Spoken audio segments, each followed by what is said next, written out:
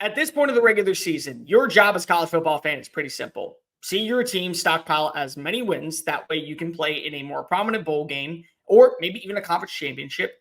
And if you are one of the few and the proud still standing, the college football playoff.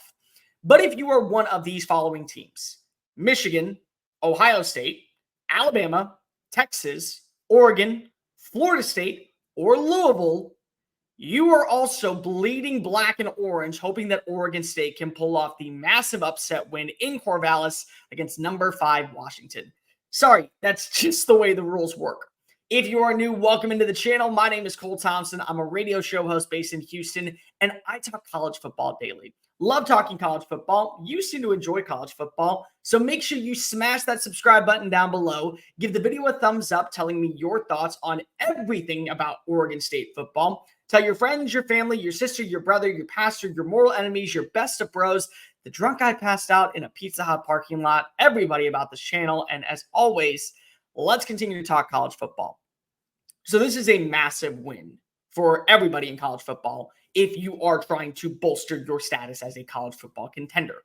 Plain and simple, Oregon State is not going to go to the college football playoff this year. They have 2 losses next to their name, and we have never seen a 2-loss team make it to the Final Four.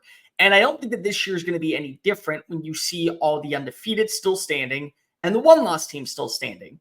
Naturally, there's going to be some games that could create even more chaos in the not-so-distant future. But this really is the last game before conference championship weekend, minus the game. And even then, we knew that one of them was going to be probably undefeated, where absolute madness can start happening. Oregon State's a damn good team. Oregon State, honestly, is America's team, in my opinion, because we don't talk about them enough, but they are resilient. They don't back down from a fight. They can do this all day. They've handled business against really quality opponents, and they could be the reason why your roster is going to the CFP in 2023. Plain and simple, they can. They have an exceptional running back in Damian Martinez. They have one of the best offensive lines that nobody talks about. Their defense is about as fundamentally sound as you could possibly imagine, and they have home field advantage at Reser Stadium. This is the most prominent game in the Pac-12 of the regular season for the time being, because as of today, if Washington does win, they basically punch their ticket to Las Vegas, and they really just need one more win after that to probably at least put themselves firmly in the driver's seat as the front runners for the college football playoff. And there's a lot of things that could occur to where we do see an opportunity where the Pac-12 has 2 representatives. And I'm not saying that it's impossible, because of you have to have a bunch of other chaos to occur. But the Pac-12 this year has been arguably the best conference, the most diverse conference. They play about as clean-cut as possible. And every game is a must-see matchup, including the quote-unquote boring ones. Like Oregon State versus Colorado was an afterthought, and honestly, it was one of the better games I saw that weekend. That's the Pac-12 for you every single Saturday. So if the College Football Playoff Committee does have an opportunity to give a non-conference champion a shot at going bowling, and Washington is to go undefeated in the regular season with monumental wins over Oregon, Arizona, Oregon State, and a Utah team, and USC, let's throw them into the mix, and then they lose to Oregon in the Pac-12 title game, maybe they get the nod. But if Oregon State wins this weekend, all that goes out the window, and whoever wins the Pac-12 more than likely controls their own destiny. And Oregon State is a good enough team to completely unravel whatever you think about a Washington team. Washington is about as pristine as possible when it comes to the passing attack. And they finally found an identity when it comes to the ground game, headlined by Dylan Johnson. They really are a good team when it comes to balance consistency in certain moments. And last week's win against Utah might have been a culmination of what this defense is possible of. Not what this defense is, but what it is possible of doing. They won 11-0 in the second half. They had 2 major interceptions, one that should have been a pick 6, but instead became a safety, and one that secured the dub in Seattle. So you saw this team finally hitching its stride at the right moment. And now that they're clicking on all 3 cylinders, offense, defense, special teams, if they run the table, they are more than deserving of the CFP. But again, Oregon State's damn good. Oregon State can control this game like no one's business. If they allow themselves to stay on the field and just completely first down, 3-yard run, second down, 4-yard run, third down, DJ Uiagalelei finds a receiver for a gain of 6, fresh set of downs, keep that clock rolling. They control the tempo. They control the momentum. They hold all the cards. That is a terrible formula for Washington. Because now basically what you're saying is, hey, Michael Penix Jr., you know how you need a Heisman moment? Present yourself. Here you go. Go ahead and figure it out. Because if we have to trust our run game and it is basically obsolete or invisible, we're not doing anything.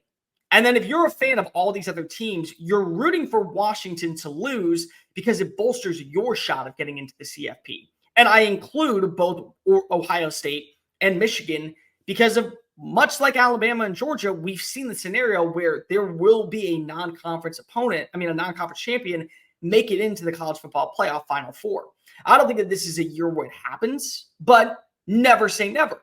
Because again, more chaos occurs, and then you say to yourself, well, is Louisville really going to get a fair shot? Is Louisville really going to be a team that we compete with? Texas. Is Texas still going to stay alive long enough to where they don't finish 10-2 in the regular season, or they don't find a way to mess things up in Arlington? All of that can happen. So if you are a Ohio State or a Michigan fan, you want as much chaos as possible.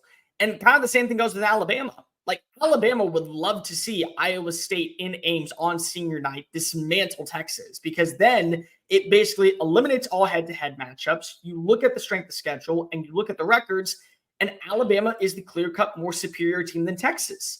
But if you also see an undefeated Washington team fall down, well, maybe if Washington does win the Pac-12 title, that bolsters your resume against a team like Oregon. So everywhere you look at this, if you are a fan of college football trying to make the CFP, you want Washington to lose. The fewer undefeated rosters there are, the more parity there is when it comes to creating a Final Four. And right now, Oregon State has arguably one of the most underappreciated coaches in college football in Jonathan Smith. They have one of the most underappreciated running backs in college football in Damian Martinez. They are an unappreciated team that does not get even a slight bit of respect. Like, think about this for a second. Mizzou is number 9 in the college football playoff rankings. Number 9, 2-loss team. Louisville is number 10, 1-loss team. Oregon State's number 11. You can make a valid argument that Oregon State has played just as toughest games as Missouri and deserves a top 10 nod. You could say that they are a better team and a more polished team than a Louisville roster that has 1 loss. They're underappreciated. And so if you are a fan of college football madness, you are a Beaver stan this weekend. It's plain cut, clean as all day. You want the Beavers to win because if you want as much chaos to occur as possible. And yes, a win at Reser Stadium, a win in Corvallis would create chaos scenarios for the CFP. The CFP is probably pulling immensely for Washington to win this game. But if you're like me and you like mayhem, you kind of got rooting for the Beavers, right? Hey guys, thank you so much for watching that video. Don't hit the X button yet. Make sure you hit subscribe to keep up with all of our daily content found on Just Saying It and anything else that we post on this channel. Bye.